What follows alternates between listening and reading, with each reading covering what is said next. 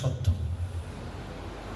গীতা শুধু হিন্দুদের নয়, গীতা এমন একটা গ্রন্থ যে গ্রন্থে ঠিক বিবেকানন্দের মতনই থিওরি দেয়া আছে, যেগুলো আমাদের মানব জীবনকে সমৃদ্ধ করবে, আমাদের পাশবিকতা থেকে উঠে দাঁড়াতে বলবে বারবার। তাহলে আমরা পশুর সাথে ঠিক কোন জায়গাটি, যে মূল্যবোধের জায়গাটা আমি আসছি, একটা পশু আজকে সুযোগ পেল না এই সেমিনারে আসার, মানুষই সুযোগ পেয়েছে। যদি কেউ ওরা কথা বলতে পারত তাহলে হয়তো বলতো যে তোমরা কথামৃত পড়ো, বেদ পড়ো, বেদান্ত পড়ো, বিবেকানন্দ পড়ো, রবীন্দ্রনাথ পড়ো, নেতাজি পড়ো, স্কুলে যাও, কলেজে যাও, তোমরা এরকম কেন? তোমরা পালন করো না কেন? আমরা তো পালনের সুযোগটা পাই না। সত্যই তাই।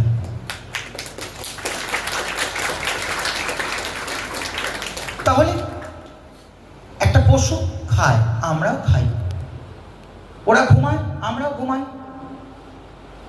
ওদের বংশবৃদ্ধি আছে, মানুষের বংশবৃদ্ধি আছে। তাহলে এগুলো মিলে গেল। অমিলটা কোন জায়গায়?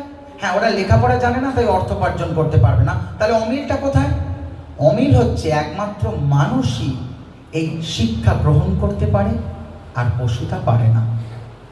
বিবেকানন্দ আমেরিকা ঘুরে চিঠিতে লিখছেন, আমেরিকা থেকে চিঠিতে লিখছেন বেলুড় মঠে, যে ইউরোপের নগরগুলিতে ঘুরে ঘুরে দেখলাম কেন ভারতবর্ষের সঙ্গে আমাদের এতটা পার্থক্য। জবাব পাইলাম, 3 বার তিনি উচ্চারণ করলেন, শিক্ষা, শিক্ষা আর শিক্ষা।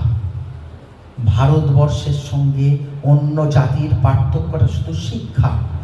যে ভারতবর্ষে, আমি বিবেকানন্দের জীবনে ফিরে যাচ্ছি, যে ভারতবর্ষে তিনি আবির্ভূত হয়েছিলেন, সেই ভারতবর্ষ ছিল ইংরেজদের দখলে। স্বামী বিবেকানন্দ বললেন ভয়ঙ্কর বৈপ্লবিক কথা, হয়তো অন্য অনেকের মনে এটা উঠেছিল, কিন্তু বলতে পারেননি ভয়ে। ইট ওয়াজ বিবেকানন্দ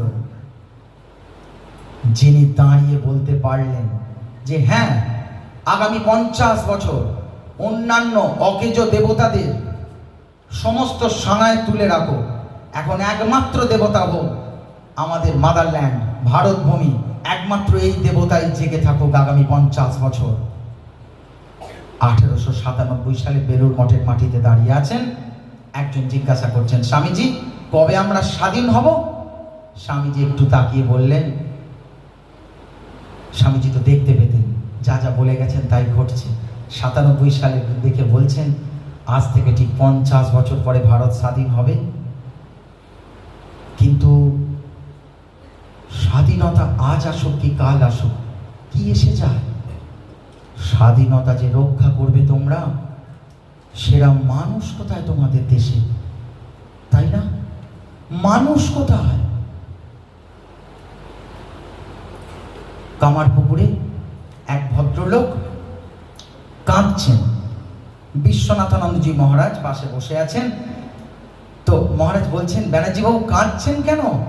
বলে, দেখুন না, আমার ছেলে এত বড় ডিগ্রি লাভ করে ও তো বিদেশে ছিল, মাঝে মাঝে তবু আসতো, আজকে জানিয়েছে ও আর ফিরতে পারবে না, ওখানেই সেটেলড হয়ে গেছে। তখন বিশ্বনাথজি মহারাজ বলছেন, মানে ভালোবাসেন তো? বলছেন মহারাজ, বাহ, ঠিকই তো করেছি। কাঁদছেন কেন আপনি? ঠিকই তো করেছে।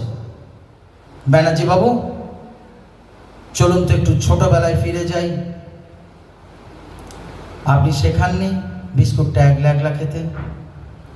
আপনি শেখাননি যে পেন খাতাগুলো কাউকে দিবি না?